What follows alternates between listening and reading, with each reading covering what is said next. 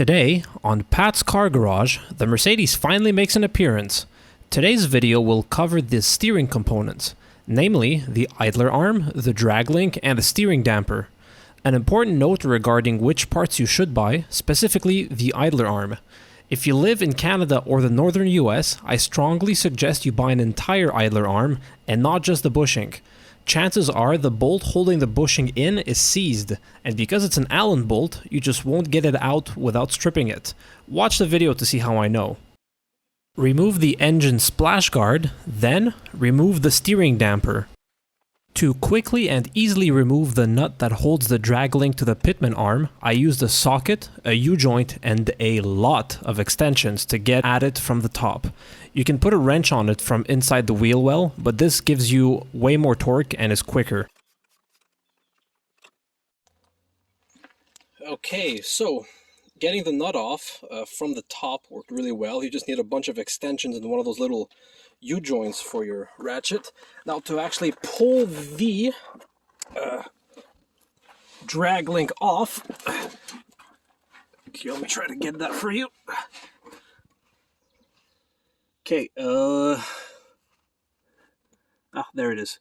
So here's the pitman arm. Here's the drag link, and you see how I put the pickle fork through? I basically put it along the engine, and I had it somewhere like this, or rather like this actually. Yeah, so you put the pickle fork in like that, and you can just hammer on it until the drag link pops off. See, now it's separated. Now I gotta try to do the idler, which as you can see is quite rusty. I actually cut the heat shield off because this bolt here, like, forget it, like there's no way I'm taking that off. But yeah, so I just angle ground that off, then I can lift it up out of the way. So now I'm gonna try and pull this off. Here we're just peeking through the engine bay looking down on the idler bolt.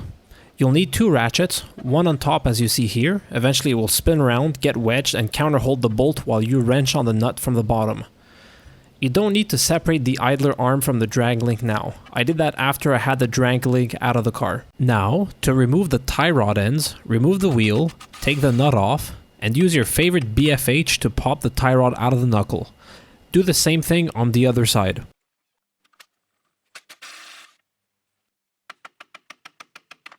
Now you just need to wiggle the drag link out from under the car.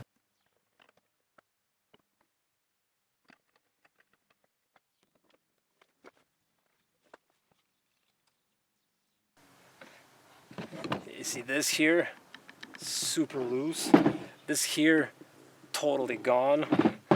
Same thing on the other side, like totally loose. What about the idler? Is that the idler? I don't remember.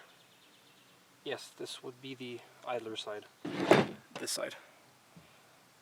Same thing with the steering damper. Oh, look at this, it's got nothing left on it.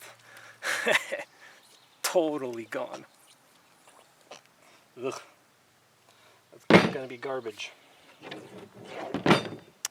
Now, the idler arm, what you have to do is you have to measure this gap here. I mean, this idler arm is pretty much screwed. I should have bought a new one, but unfortunately they're kind of hard to find. So I might have to just clean it up and put it back in.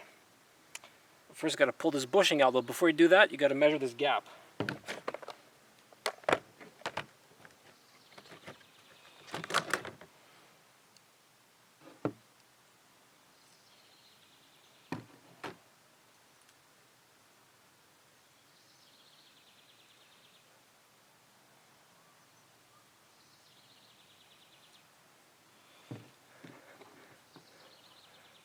So we got about 10.82 millimeters.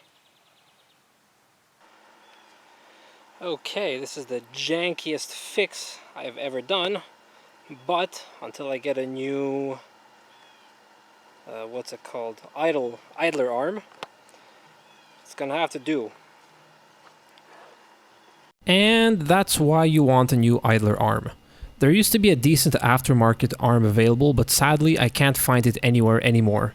You can only get a genuine Mercedes idler arm, which goes for about 150 USD. It's pretty pricey, especially if you compare it to a complete Lemford or drag link, which also includes the tie rod ends, and it costs about the same. Anyway, that's the only option for us W202 owners. So I'm speeding through the reassembly here because there isn't anything difficult.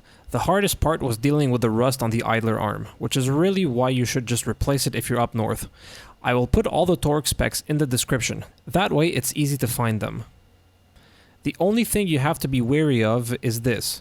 As you start tightening the joints, they do spin in their sockets. So you will have to use a wrench and counterhold the joint through the wrench. The joints have an Allen socket in them for this purpose. You don't have to counterhold the joint the whole time, only at the beginning when there isn't enough friction between the joint and the tapered socket to stop the joint from spinning. Once the joint starts to seat, it will stop spinning, and you can torque down the nut without counterholding the joint. This will also prevent you from stripping the Allen socket. Once everything is installed, you can dial in a rough alignment. I did so by counting the threads on the tie rod ends on my old drag link. This gets you close enough so you can drive your car to an alignment shop.